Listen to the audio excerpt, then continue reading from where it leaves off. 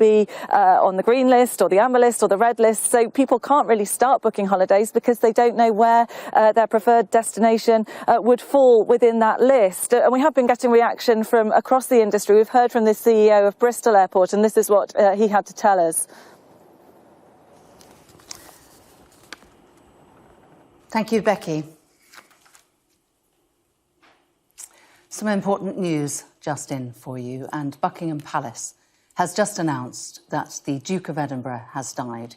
He was 99 years old.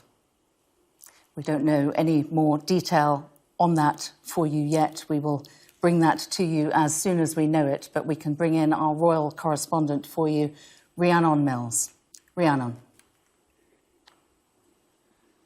This will come as deeply upsetting news for the royal family, the royal household, and most significantly, Her Majesty the Queen. In a statement that has just been released by the palace, they say it is with deep sorrow that Her Majesty the Queen has announced the death of her beloved husband, His Royal Highness the Prince Philip, Duke of Edinburgh. It goes on to say that His Royal Highness passed away peacefully this morning at Windsor Castle. For almost 8 decades, the Duke of Edinburgh was a constant figure by the Queen's side and an integral and much-loved member of the royal family and a truly unforgettable character. It was, of course, his marriage that really placed him at the centre of national life at a time really when it was men who were head of the household. It was men who held those positions of power, and yet he found himself always in that supporting role, supporting his wife, a role that he loyally fulfilled for his entire life.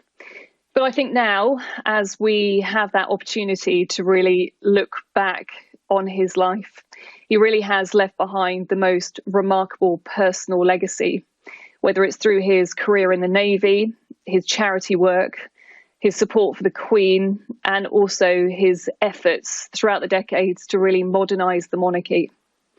Of course, over the next week, the royal family and the country will prepare to pay their respects to him for his funeral.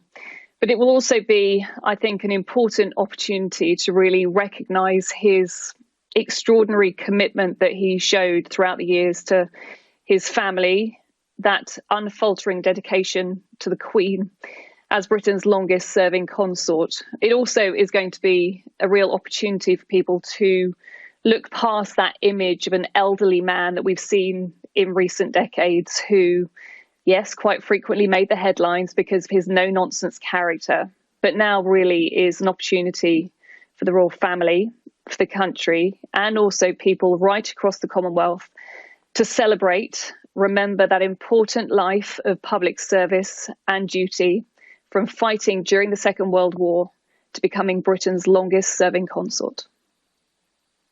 Yes, just to remind you, if you are just joining us, the statement from Her Majesty the Queen, who announces the death of her beloved husband, His Royal Highness the Prince Philip, Duke of Edinburgh. His Royal Highness passed away peacefully this morning at Windsor Castle. Further announcements will be made in due course. The royal family join with people around the world in mourning his loss. And Rhiannon, he was last seen in public relatively recently. He only retired from full royal duties at the age of 96. He really